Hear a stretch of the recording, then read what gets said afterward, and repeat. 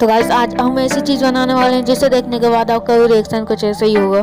क्या बात है सर, क्या बात है सर, क्या बात है, ये बात है। इस वीडियो में हम बना रहे हैं दुनिया की सबसे सिंपल नाव।